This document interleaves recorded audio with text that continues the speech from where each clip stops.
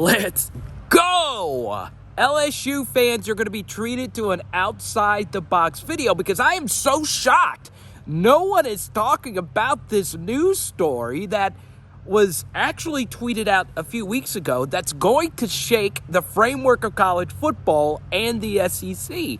I want to show you step by step how this is going to help LSU football in the future, especially now with March Madness ending and there is a push amongst the college football media to expand the playoff. With the way that the rules are set up now, LSU could be screwed by the college football playoff expanding. So there is that one news story, though, that I referred to that could actually make this a good thing for LSU. So stick with me. Trust me, it's going to make a lot of sense. Let's get to it. Let's go! I want to focus on this outside-the-box story because this actually is going to affect all of college football for the rest of eternity. It's that big of a story, and no one has made a peep about it except this one reporter. But first, let's discuss the college football playoff. It's going to expand. You're looking at an article here from Brent Schraubner that was written in January of 2020. So this was during the college football playoff where LSU, of course, beat down Clemson. And he wrote that the college football playoff expansion is inevitable, that the New Year's Six plus the college football championship creates hundreds of millions of dollars more than what all the other 33 bowls do combined. If there was an 18 college football playoff, it would add an additional $420 million to college football playoff teams, coaches, administrators, and all that good stuff. So the playoff will expand. And this article was written pre-pandemic, which means, well, now, especially that all these programs and college football as a whole has lost all this extra money, they're going to want to make up this revenue as quickly as possible, kind of like what the NFL did with the expansion of the playoff in their regular season. So, does it actually help LSU if the college football playoff is going to expand? No. Unless that one little nugget I'm saving for the end actually happens. So, let's get to it. Fan, should you want the college football playoff to expand? Well, no, not with the way things currently are. And it may seem weird because, well, LSU plays a difficult schedule and, losses can happen. And with an expanded playoff, LSU would get another opportunity to sneak into the field of 8. And guess what? You're right about that. But you first need to answer one very simple thing. What actually determines a team getting into the playoff? Well, at its simplest form, you would think winning as many games as possible is what gets you into the playoff. And while that is true, it is not the most important thing. CFB Matrix is one of my favorite Twitter accounts. He's a good friend of mine, and he and I discussed this quite a few times. The most important determining factor if you're going to get into the playoff is not the games that you win, it's the losses that you avoid. It is more important to not lose games than win them. So, in LSU's case, well, they have a lot more losable games on their schedule than a lot of teams, like take Ohio State, for instance. But that's not only the case in the SEC compared to the Big Ten, that is also the case for LSU in the SEC compared to every other team in the West outside of one team, which is Auburn. Because of the SEC cross-division rival rule, LSU has to play Florida every season, whereas Auburn gets to play Georgia every season. Now, why is that unfair? Well, that is the permanent cross-division rival, where every year you play one team from the opposite division in the SEC in an 8-game SEC schedule, whereas the cross-division rivals for Alabama, Texas A&M, and most notably Ole Miss, as they continue to surge and their program gets better and better. Some people believe Ole Miss could be a national power with Lane Kiffin. Look at their cross-division rivals, Tennessee, Vanderbilt, and South Carolina. Tennessee has not beaten Alabama in over a decade. since joining the SEC, Texas A&M has not lost to South Carolina, and Vanderbilt is Vanderbilt. And while they've beaten Ole Miss in recent years, and I like Clark Lee, I like his hire, Barton Simmons, I like that he's thinking outside the box, they are not going to beat Ole Miss anytime soon, especially if that lane train continues to move. So LSU is at an inherent disadvantage because they have one more losable game on their schedule compared to all the other teams in the West outside of Auburn, who has to play Georgia every season. Now, why is that important? Well, let's take a look at 2019, the last season that we actually had a full regular college football schedule. And if you actually look at the college football playoff rankings, if Alabama had not lost to Auburn, which, by the way, I know hypotheticals can get shoulda, coulda, woulda, but if Alabama knew that if they would have beaten Auburn and they would have likely gotten into the college football playoff, that game probably would have been played differently, it probably would have been coached differently, and it definitely would have been officiated differently. We've seen in the past where some questionable officiating has helped Alabama in their search for a national championship. And that's not some conspiracy. It just makes a lot of sense. The more teams you have in the playoff, and if you win the playoff, it's better for your conference. So you're looking at an 8-team college playoff here from Jason McIntyre of Fox Sports. So this is what it would have looked like in 2019 if the 8-team college playoff would, if it's going to be every Power 5 conference champion, 2 at-larges, and the best group of 5 team. That is the scenario here. And I know Alabama's not there, but had they beaten Auburn that final week of the season, which, by the way, that was a very fluky win for Auburn. They had 2 pick sixes, a questionable field goal at the end of the first half. A lot of crazy things happened for Auburn to win that game.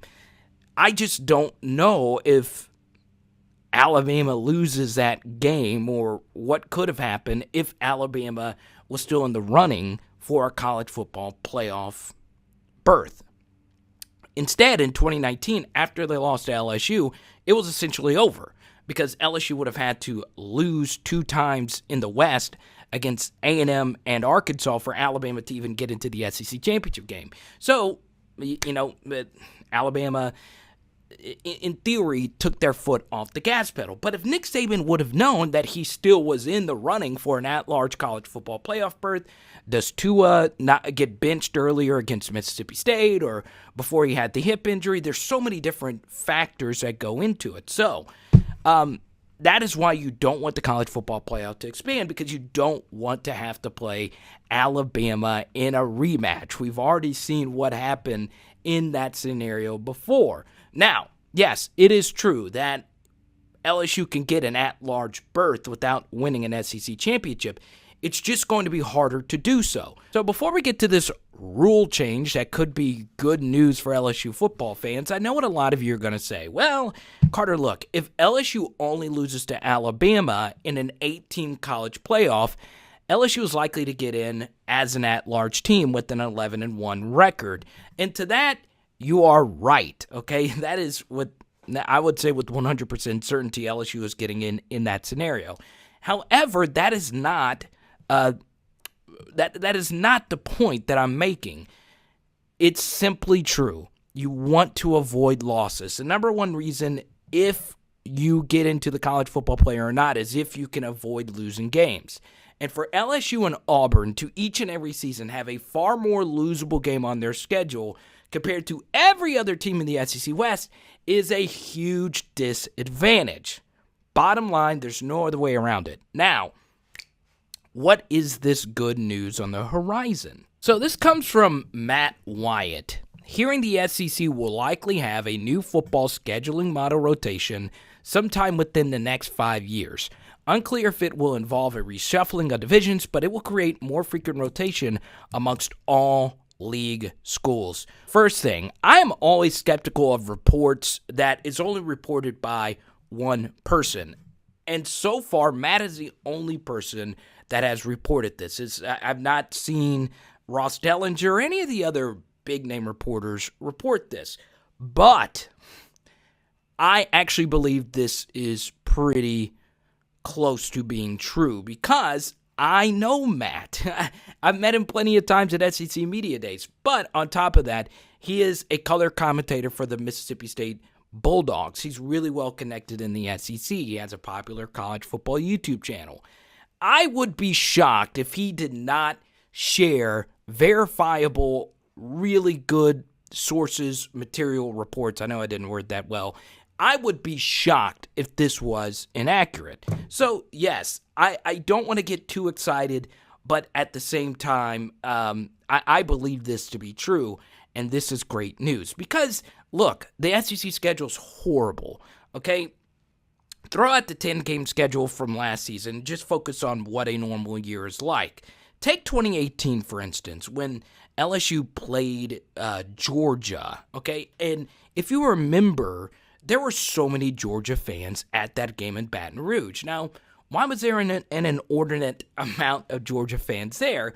Well, it was because that was the last time the Bulldogs are going to play in Tiger Stadium in a 12-year period based on how the other school rotates. Because in the other SEC game on your 8-game schedule, you play the other SEC East team, and it rotates once every 6 years. So in theory, LSU will only go to Athens, Georgia to play once every 12 years. And that's just crazy. It's not really a conference, really, if you don't hardly ever play the other teams.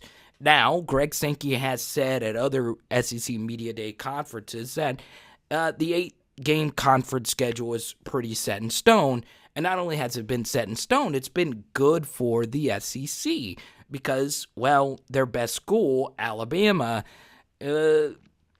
Tennessee hasn't been good, and Alabama goes to a lot of playoffs, and the more playoffs you go, the more money you make, and so on and so on. And it's not been that big of an issue because LSU, despite having to play Florida, still was able to win a college football playoff. So, look, you know how I am. Ends don't justify the means. It doesn't, even when LSU and Alabama wins championships, while it is good for the SEC, the schedule could be better. The way things are done could be better. And I hope all of this actually happens. Now, look, if the college football playoff is going to expand, which we do know, you better hope this happens because everything I said, I strongly believe, and a revamped SEC schedule would be a very good thing. Now, what would that actually look like? Bill Connolly, I know I've referenced him before. He's brought up an SEC pod method where you have 3 permanent opponents and there's no divisions and it rotates a certain way.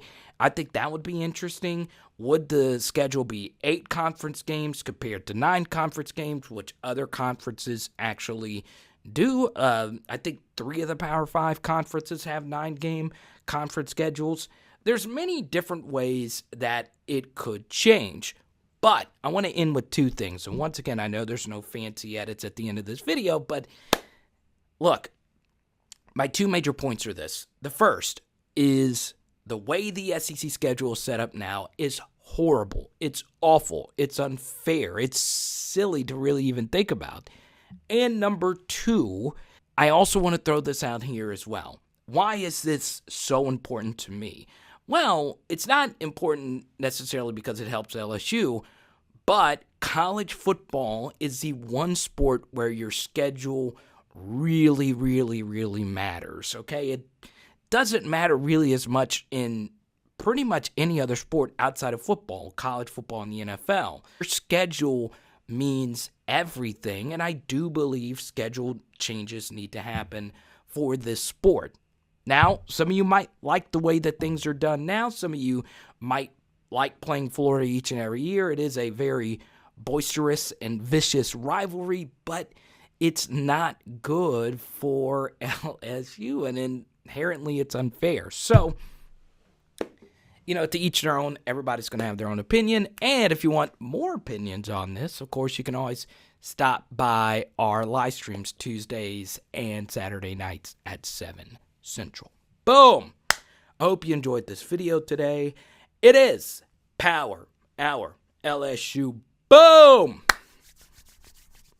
I think we are doing What are we doing? I think we're doing chicken wings tonight. Chicken wing, hot dog, and banana.